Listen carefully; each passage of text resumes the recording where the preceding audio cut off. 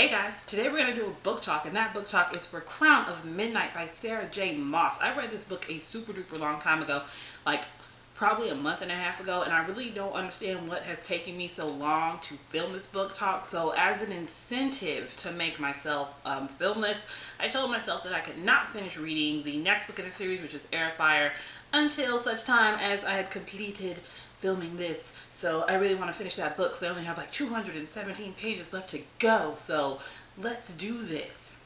As usual, y'all know this is the second book in a series, and I generally don't do spoiler-free book talks, reviews, whatever you want to call this anyway. So if you have not read the first book in this series, which is Throne of Glass, also by Sarah J. Maas, duh, because it's in the same series, I highly recommend that you just go away unless you want to be spoiled, in which case, by all means, keep listening to me talk.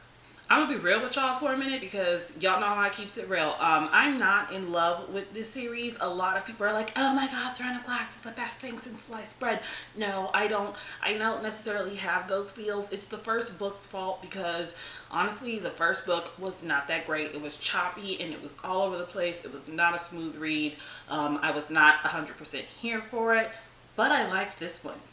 This book starts out with Celaena taking over her role as the king's assassin. So she's going around doing, assassinating things, like, assassinating people. So this book opens up with her basically breaking into this young lord's house and standing over his bed with a knife. Am I the only person here that's not really shocked that she's not killing people? Like, I'm not 100%, that didn't shock me that she's not actually assassinating the people that she's supposed to be assassinating, because she's kind of got this whole hooker with a heart of gold thing going on. So like, I knew what no one gonna die. What I do feel like is going to happen with that though is that since she's sparing all these people's lives and sending them away, that's gonna come in handy for when it's time to, overthrow the evil king, because basically they all owe her humongous life debts basically, because hey, I could chop your head off, but instead I'm gonna let you go. She's gonna be calling in favor sometime soon. Watch. I bet it's gonna happen. Everybody is so horny and aggressive in this book. Like, ooh. For real though, there is so much sexual tension going on between particularly Kale and Celaena at the very, from Jump Street. They are basically all over each other.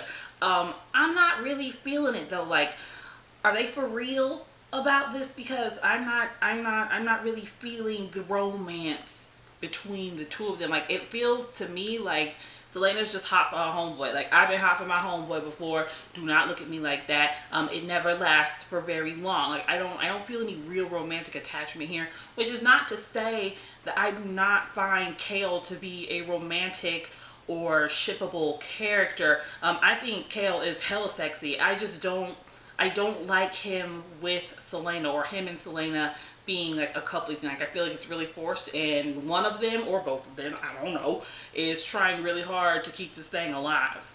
I am very invested in Kale romantically. Well, not like, that sounded weird.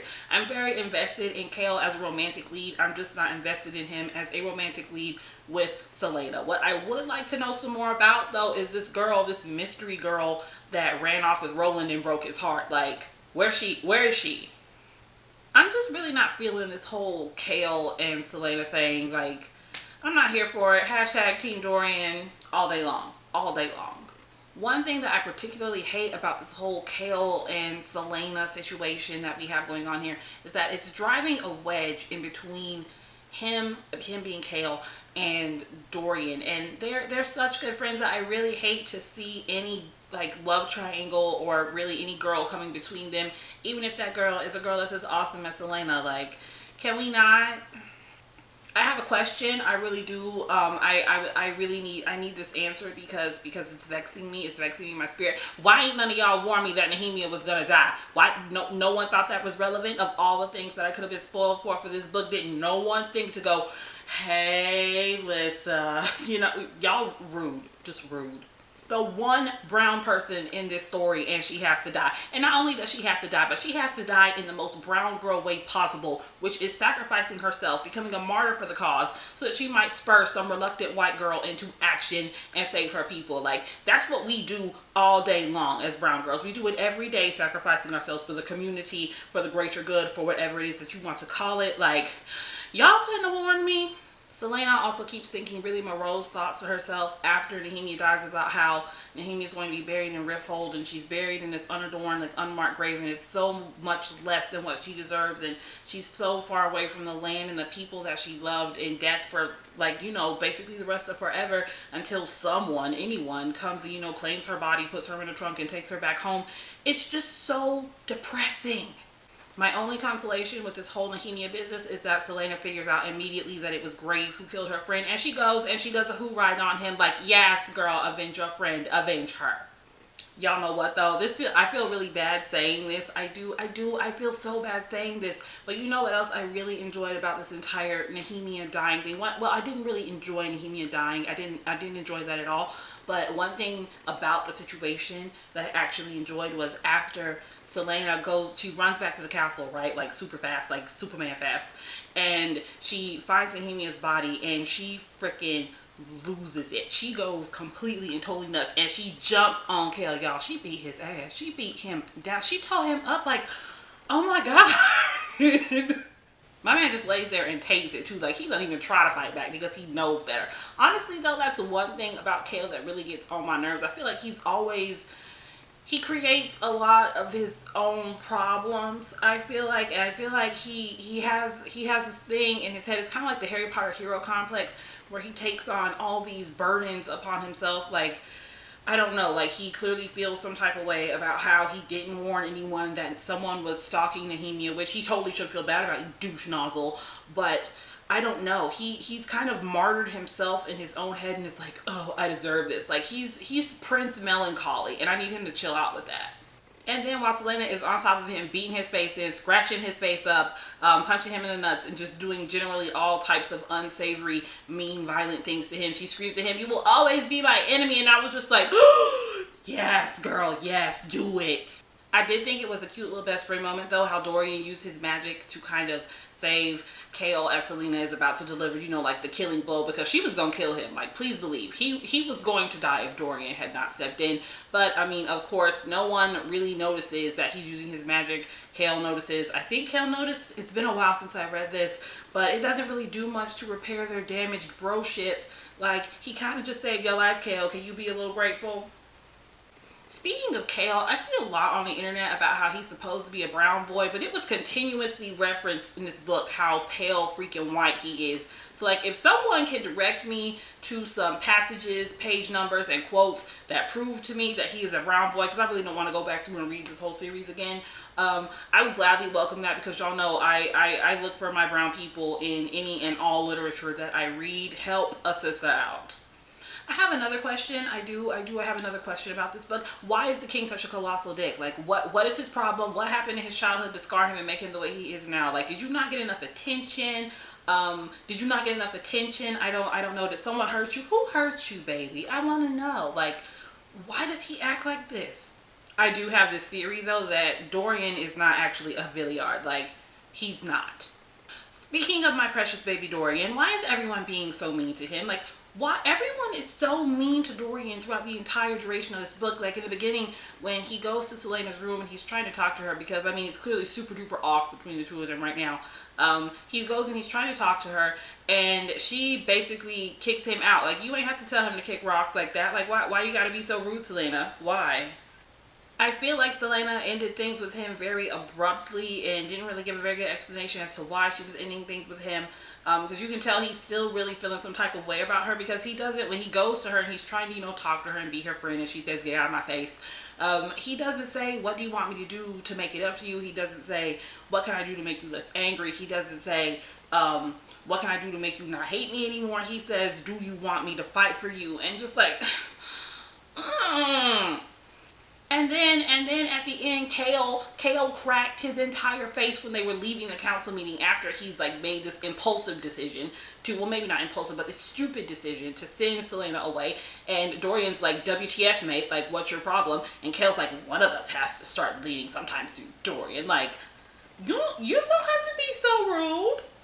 Like, do you think now because you haggled your daddy into helping you ship her away to Winland that now you just get to say whatever you want? Like, that makes you a big man now? Like, you need to chill out, Kale. You really do. I mean, good for you taking some kind of action on your misguided plan to ship Selena to safety away from the king after he figures out that, oh, hey, look, she's actually Fae. But no, you need to stop. Seriously, I feel so bad for Dorian because he's got this whole magic thing to deal with now. He has literally no one, like no one is there to help him. He could have had Nehemia, but no. I'm really upset about Nehemia if you can't tell. Also, can we talk about Kaltain? Because I feel like no one is talking about Kaltain, and we need to, because it kind of sucks to be Kaltain right now. Like, not only did Duke Parrington set her up for the fall, but okay, he set her up for the fall. Now she's been thrown in prison. He's been drugging her or manipulating her with magic, or, porque no los dos, why not both? Whatever. Now she's sitting in jail, wasting away in her dirty dress, basically, and the guards turn the other way when Duke Parrington comes to visit. Like, y'all know he's probably molesting that girl, right? Am I the only one that thinks that? Because he ain't going down there for wellness checks, I tell you what. And then her only way out is to agree to marry him. Like, I don't even like Kaltain, but damn, son.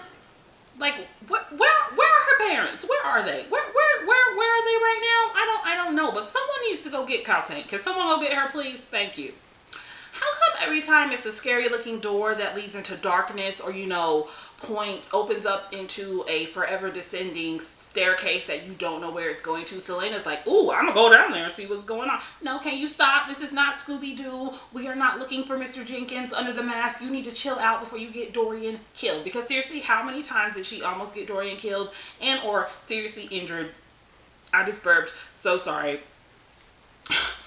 Okay, how many times did she almost get Dorian seriously killed seriously killed? Really?